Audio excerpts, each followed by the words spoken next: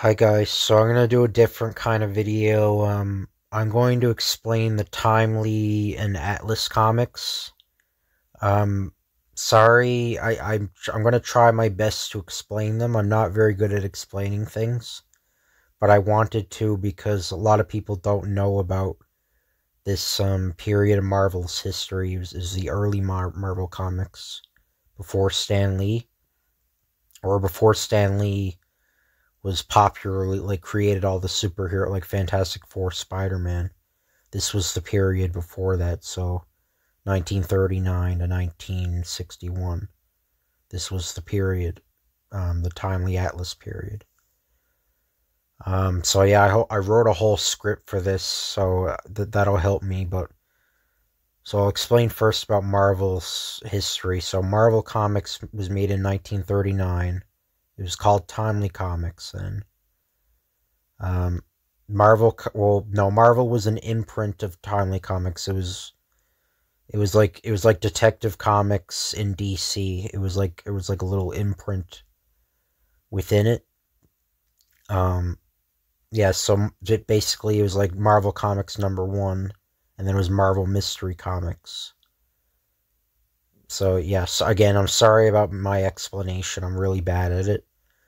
Um, but yeah, so it was an imprint. The company wasn't called Marvel Comics. It was called Timely Comics. The actual company was. In 1951, Timely became Atlas, or 50 or 51. It was Atlas Comics. And then Atlas Comics, so it was Timely Atlas, and then Marvel Comics in 1961, with the first appearance of the Fantastic Four, made by Stan Lee and Jack Kirby. Before that, though, there were a bunch of other superheroes that Timely/Atlas had. So the predecessor to Marvel. The first I'm going to talk about is the Human Torch. I've read a lot of these on the channel. I've read a lot of these stories. So this Human Torch is not Johnny Storm, the modern Human Torch from Fantastic Four. He has nothing to do with Johnny Storm. This Human Torch is a robot. He's an android. And originally he's portrayed as being like a freak of nature, but later he becomes just kind of a regular superhero, like working for the police and that. His name is Jim Hammond, so this Human Torch is Jim Hammond. He's an android, created by Dr. Phineas Horton in the comics. So he first appeared in Marvel Comics #1. Again, that's like an imprint of the company. That's a line in the company. The company was not called Marvel Comics until 1960, in the 60s. So in October 1939, and he's created by writer and artist Carl Burgos. Human Torch will get a sidekick named Toro in September, in the Human Torch comics #2, in September 1940. So the main three heroes in the Timely comics in the night. So think of it this way: Timely is 1940s, Atlas is 50s, Marvel is 60s. So that's pretty easy. So in the 40s, the main three were Human Torch. It was like the Trinity in DC with Superman, Batman, and Wonder Woman. It was the Trinity in Marvel, or Timely, in the 40s was Human Torch, Namor, Captain America. Those were the Trinity.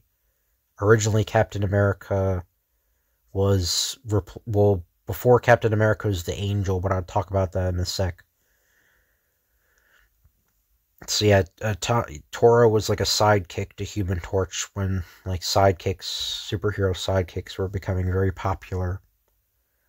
He was also created by Carl Burgos.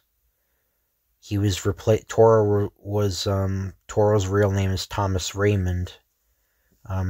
Toro's origin is that he was he was a mutant with fire powers, like Human Torch. He wasn't an android, from what I understand. He was a mutant. Or I think he might have been an Inhuman, I can't remember, but he was either one of them, and the Human Torch adopted him. And he became the Human Torch's sidekick named Toro. Then Human Torch had another character named Sun Girl, another side character, Sun Girl, because the writers dropped Toro as a sidekick. I think around this time, sidekicks were becoming, like, being seen as being gay. Like, I know that sounds very weird, but like, in the 50s, there was a lot of moral panic in the United States. From what I understand, there was a lot of moral panic about superheroes, and they thought that Batman and Robin were gay, so they didn't like male superhero sidekicks. Like, traditionally, there was a older male, younger male, but they got rid of that in the late 40s. They started, the Timely comics started getting rid of them. The superhero side, like Bucky and them. So Toro went and was replaced by a character named Sun Girl. It was her real name's Mary Mitchell. In August of 1948, she first appeared. I think Sun Girl #1 was her first appearance, and she was created by artist Ken Bald and an unidentified writer. And there was also something about Human Torch. There were well-known fights between Human Torch and Namor. I'm not sure how many they were, but there was a lot of crossovers between them. And they were very good comics. I've read one of them on the channel so far. I may read another one eventually. But yeah, so Namor is the third character, or the second character. He first appeared same time, Marvel Comics #1, October 1939. But an actual first appearance for Namor that was unreleased was in Motion Picture Funnies Weekly #1, which I think was in 1938. I don't have the date here, but this comic was uncirculated, so technically his actual first appearance was Motion Pictures Funnies Weekly. But his published first appearance is Marvel Comics #1, like Human Torch. So he's the first. Namor's the first ever anti-hero. Namor often fought with the authorities, like he'd save people, but then he'd try to kill people. He was like he was like the Punisher, kind of. I guess you could say that. Namor had a side character, Namora, who was later on became Namor's cousin, but originally he was Namor's love interest. She first appeared in Marvel Mystery Comics #82, May 1947, by Ken Bald and an unknown writer. Angel was the third character originally in Marvel Comics #1, but he was quickly eclipsed by Captain America in popularity. But he was the fourth most popular besides the main three. Originally he was in the main three, but Captain America eclipsed him in popularity, Angel. So he was created by Paul Gustafsson and possibly another writer. It's unknown. Angel is kind of like a cross between Shadow and the pulp hero Shadow and Superman. He's like a cross between them. He's like a detective. He fights all sorts of villains, like he fights monsters and occultists and gangsters. He fights all sorts of villains. He's kind of a cool character. He's a really obscure character, though. Like, yeah, but anyway. Then I'm going to talk about Bucky for a second. The Golden Age the pre-MCU Bucky was not like an older man, like in the Marvel Cinematic Universe. He's portrayed to be in, like, Captain America's age. I think he's actually older than Captain America. But in the comics, Bucky was like Robin. He was like a little kid, and Captain America was like a lot older than him. So that's how it went there. Yeah, so the Young Allies was a superhero team in the 40s. It was like the Teen Titans. Or yeah, I think I should say the creator of Namor, Otto Weisinger. I think that's his name. The guy who created Namor is Otto Weisinger. I'm pretty sure. Correct. I'm very sorry if I'm wrong about that. But so anyway, the Young Allies It was Bucky and Toro. So again, they're like the Teen Titans. It was a crossover between the sidekicks. And they actually went on, I think, from 1941. It lasted, the Young Allies comic lasted a long time. And it lasted from 1941 to 1946. There's these two characters, Miss America and Whizzer. I kind of paired them together because they were both in the later superhero team, the All-Winner Squad in the 40s. And they're also romantic interests, that's why I paired them.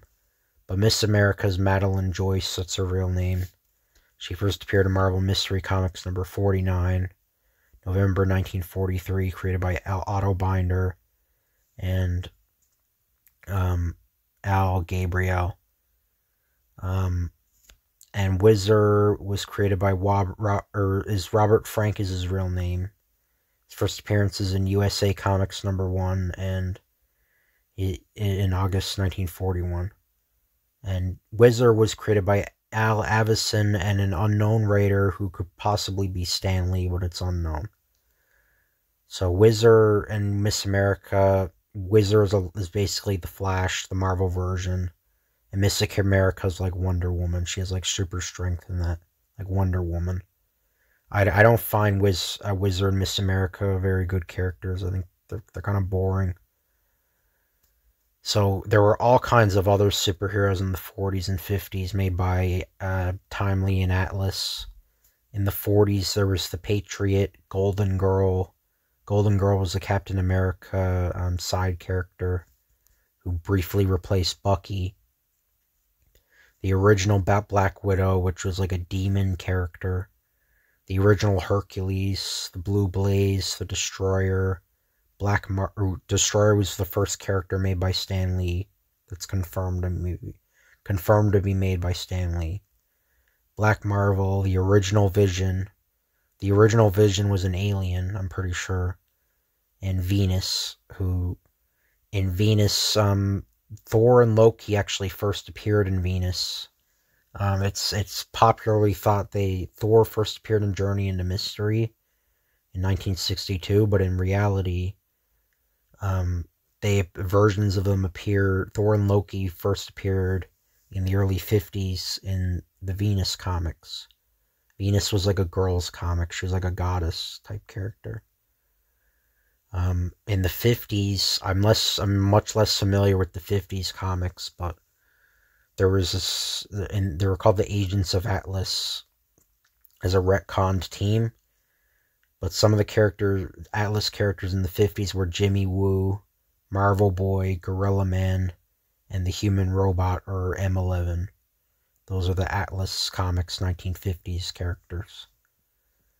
So there was like a Justice League type thing with all, like Justice Society kind of, with all the Timely characters. It was called the All-Winner Squad. There was a later team called the Invaders, but that was retconned. That was made in the 70s. In the 40s, it was called the All-Winner Squad, and it only made 2 appearances. It consisted of Captain America, Human Torch, I think Toro, Namor, Bucky, and Miss America and Whizzer. So they appeared in All Winners Comics number 19 and 21 in 1946. Captain America first appeared, Captain America Comics number 1, March 1941. And he's created by Joe Simon and Jack Kirby. And this is going to be the longest part of this video, explaining Captain America's canonicity. So, as everybody knows, in Marvel Comics in 1945, Captain America went under the ice. Like in the Marvel movies, he went and in the continuity, he was in the Arctic and he fell into the ice. He went to sleep in the Arctic and then he woke in the modern day. That wasn't actually created until the early to mid 60s, that plot point. Originally, Captain America just continued after World War II. That was a retcon created by Stan Lee, and Stan Lee never explained it. Instead, I think Roy Thomas had to explain it later on. So, but yeah, it's very hard to explain. But essentially, the ice, Captain America being in the ice and being woken in the modern day, that's a retcon that never actually happened in the Timely comics. In the Timely comics, Captain America continued well after World War II. In fact, he was a school teacher. He became a school teacher, and he also had a girlfriend, Golden Girl, who, like I said, because the comic characters wanted to get rid of like sidekicks because they thought they were gay. They replaced Bucky with Golden Girl. They put Bucky in a wheelchair. So post 1945 to 1950 stories are not Steve Rogers. Captain America was canceled in 1950 as a horror comic because horror comics were popular.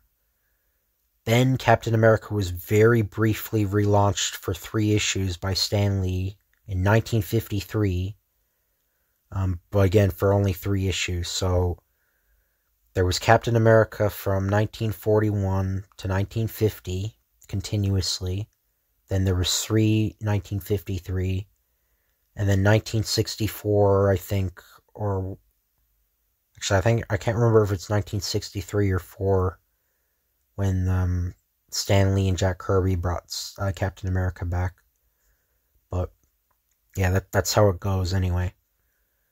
So how this went, how this got retconned, so how they basically altered the story was that in the 1970s there were 5 different people that called themselves 5 different men who calls themselves Captain America and Bucky.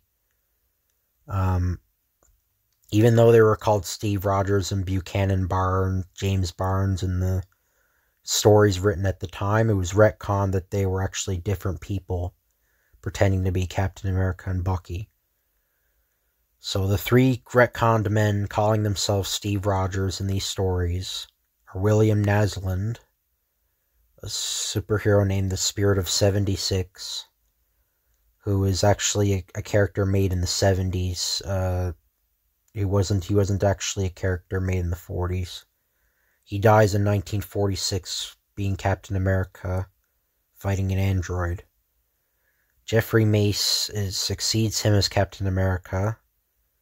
Jeffrey Mace is the Patriot who I mentioned earlier. He was a character made in the 40s. He succeeded Naslund and was Captain America from 1946 to 1950 in canon. So when the original comic was canceled, and Golden Girl was his wife, so Golden Girl replacing Bucky was actually this Jeffrey Mace Captain America. Those stories. And Captain America being a school teacher, I think, was Jeffrey Mace. I'm pretty sure. And the 1953 very brief relaunch of Captain America, that version, his real name is William Burnside, and he became a supervillain named the Grand Director. The Buckies, so there were 2 Buckies, Fred Davis, who was the Bucky to William Naslund and Jeffrey Mace, and Jack Monroe, who is the Bucky to William Burnside, and became his own hero named Nomad, who I remember having him, and he was in the 90s comics, 1990s comics. So yeah, that's a very confusing history of the Captain America retcons. Because again, it was really weird that they had him come back in ice. Because I mean, there were like a bunch of other stories where he wasn't in ice, and then they couldn't explain it, so they had to retcon Captain America was different people. So yeah, I just wanted to explain that because people don't know about the 1940s, 50s comics, Marvel comics. They know about the stuff 1960s and post that, but I just wanted to draw attention to it. Yeah, there's all kinds of other characters I didn't mention either. There's a bunch of Timely Atlas characters. But anyway, I hope you guys enjoy this video. If you could like, comment, or subscribe, that would be appreciated. And I'll see you guys later.